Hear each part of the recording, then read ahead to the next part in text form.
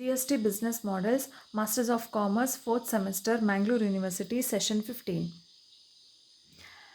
GST procedures. In this session, you're going to learn about the provisions of OIDAR services. Learning objective, discuss about the place of supply provisions on OIDAR services. Session outcome, the students will be able to know about the provisions on place of supply of OIDAR services with examples.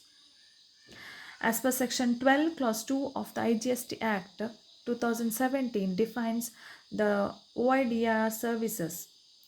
The provisions with regard to the place of supply of OIDR services are both the supplier and recipient of OIDR services must be in India, and the place of supply would be the location of the recipient of service. Section 13, Clause 12 of the IGST Act of 2017 tells if the supplier of the OIDR services is located outside India and the recipient is located in India, the place of supply would be in India and the transaction would be amenable to tax. Non-taxable online recipient. Section 2, Clause 16 defines non-taxable online recipient.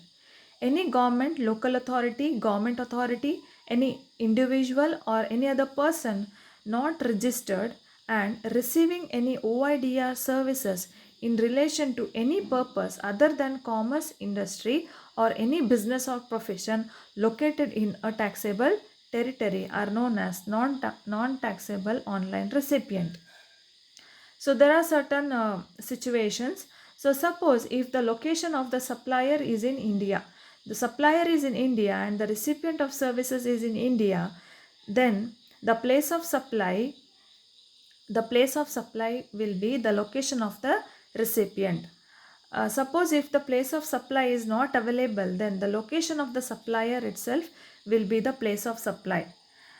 The person liable to pay tax will be the recipient itself.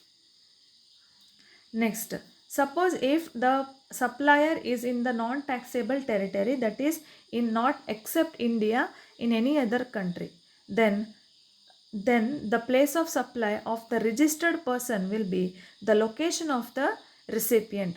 So here the since it is a registered person and it is a service which is been availed to from any foreign country, they will be eligible for the reverse charge mechanism. So the tax will be liable to pay by the recipient. Suppose if it is an unregistered person, then the place of supply will be the location of the recipient. But the person who has to pay the tax will be the supplier. They will not be getting any reverse charge mechanism. Suppose take for example, suppose if it is within taxable area.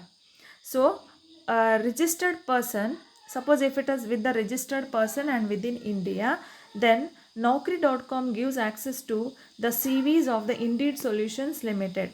So here where there is a exchange of only the curriculum vitae of which who have been already posted in Naukri.com, they are giving access to Indeed Solutions Limited. So here both are registered person and the Indeed Solutions Limited are supposed to pay the tax. Suppose if it is an unregistered person, Hotstar is registered in India and it allows the Indian users to register and watch the movies. So here even here the here the Indian users are the recipient of services. So Indian users are supposed to pay the GST and the place of supply will be the Indian users, the residential places of the Indian users.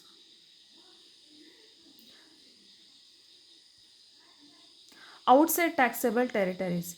So there is a registered person. Suppose if it is between the registered person, an Indian company is registered in India asks Bluehost, the US company, for web hosting services. So they are asking for the services from abroad. So GST is payable by the Indian company and they are chargeable under reverse charge mechanism.